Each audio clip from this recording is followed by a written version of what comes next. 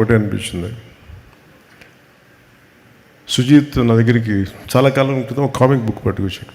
OG నన్ను అడిగాడు, Sujeeth Bombay shooting మన ముంబైలో షూట్ చేస్తున్నప్పుడు నాకు ఒక 35 days టైం ఇవ్వండి సార్, ఐ డూ సీక్వెల్లో ప్రీక్వెల్ చెప్తా ఉన్నాడు. మళ్ళీ కథ ఏంటంటే మళ్ళీ అదే చెప్తున్నాడు. అది ఒక సార్ టోక్యోలో సార్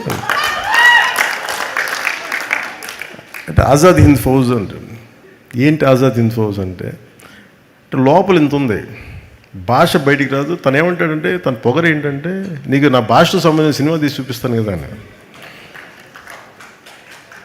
అలాంటి అంటే నేను కూర్చోబెట్టి నాకు ఇంట్రెస్టే నాకు, బట్ నాకున్న ఈ పొలిటికల్ దీంట్లో ఎంత చేయగలనా లేదా అనేది ఉంది. నేను రిపీటెడ్గా చెప్పాను, film making is my bread and butter, politics is for me it's a national service. అంటే అది నా కాంట్రిబ్యూషన్, పదవుల కోసం వీటి కోసమే కాదు. పదవి వస్తే వచ్చింది, లేదంటే లేదు. పదవి కోసం ఎప్పుడు అరులు చాచలా.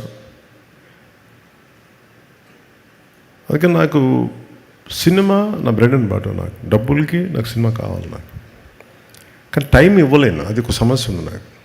సో నాకు మధ్యలో ఎప్పుడన్నా అందరికీ ఏ ఉద్యోగమైనా కనీసం వారానికి ఒక 4 సెలవు దినాలు ఉంటాయి కదా, అలా 4 సెలవు దినాల్లోనూ లేదంటే పని లేని సమయంలో చేద్దాం, మార్నింగ్ మెయిన్ వర్క్ కాకపోయింది, అలా అన్నీ మాట్లాడుకుంటూ అలా ప్లాన్ చేసుకుంటే చూద్దాం సుజీత్ అన్న. సో నాకేమనిపించిందంటే మొన్న సినిమా చూసినప్పుడు నేను ఎప్పుడు అంత ఎంతూసియాస్టిక్గా మాట్లాడను, మాట ఇవ్వను.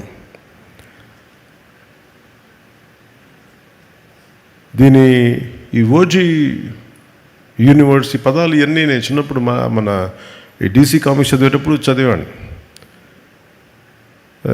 మన చెన్నై సవేరా థియేటర్లో కూర్చున్నప్పుడు, maybe you must be knowing about it Shreyas.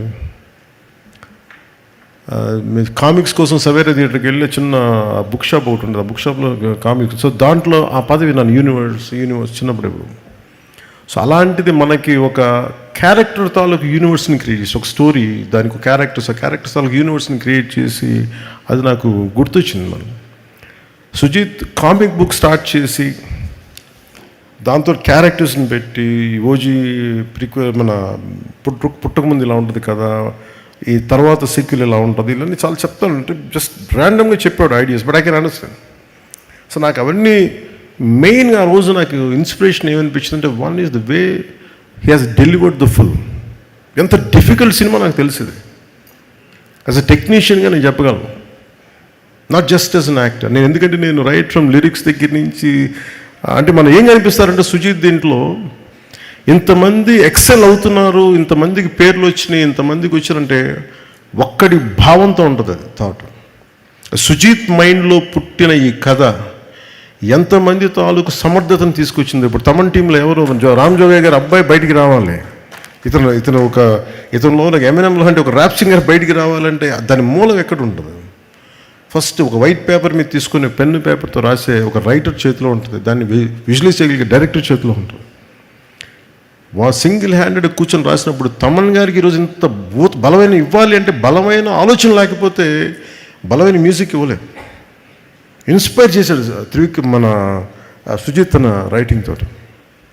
So ఇవన్నీ విన్నాక ఆ కథను చూసిన తర్వాత యాజ్ ఎ టెక్నీషియన్గా నేను more than as an actor, నాకు చప్పట్లు పడుతున్నాయా లేదా, ఇది ఇన్ని 100 కోట్లు కలెక్ట్ చేస్తుందా, నేను ఇవన్నీ ఆలోచించలే. But what a brilliant piece of making అనిపించింది. I want associate with Sujeeth అనిపించింది.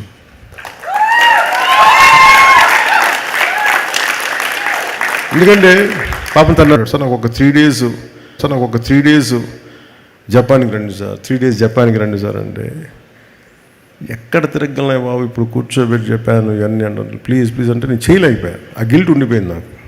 తనే వెళ్ళి జపాన్ అది కథ చెప్పాడు, కానీ ఏదో లాస్ట్లో ఇంక కూర్చోబెట్టి ఇంకప్పుడు నాకు గిల్ట్ వచ్చి కొన్ని షార్ట్స్ చేసాం ఫైనల్గా ఇక్కడే.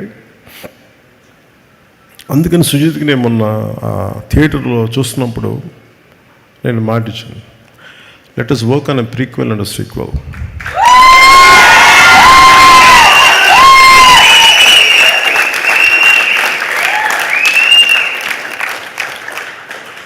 కాకపోతే అది చాలా షరతులకు లోబడి ఉంటుంది ఆ సినిమా, కండిషన్స్ అప్లై. అండ్ ఎందుకంటే నెక్స్ట్ నేను నిజంగా విసిగిపోయాను ఫిల్మ్ మేకింగ్ మీద. బాధ్యతారాహిత్యం. థియేటర్స్లో జనానికి వచ్చినప్పుడు ఎలా వస్తారు థియేటర్కి, మనం ఏమి ఇవ్వాలి, at lack of team work, lack of team spirit నిజంగా విసుగొచ్చేస్తుంది నాకు సినిమాలో. నిస్సహాయత ఎలా ఉంటుందో తెలుసు, ఓడిపోతే నిస్సహాయత ఎలా ఉంటుంది, సినిమా అపజయం ఉంటే నిస్సహాయత ఎలా ఉంటుందో తెలుసు. సినిమా రిలీజ్ అయిన రోజు అస్సలు బాగాలేదు నాకు. ఫీవర్ అంటే పాపం సుజిత్ వచ్చాడంటే సుజిత్ని దగ్గర తీసుకున్నాను, జస్ట్ సక్సెస్ వచ్చింది. కానీ సినిమా బాగున్నప్పుడు అందరూ ఉంటారు, కానీ బాగలేనప్పుడే ఎవరు నిలబడతారో వాళ్ళే మనవాళ్ళు మనకి. సో నాకు ఏమనిపించింది,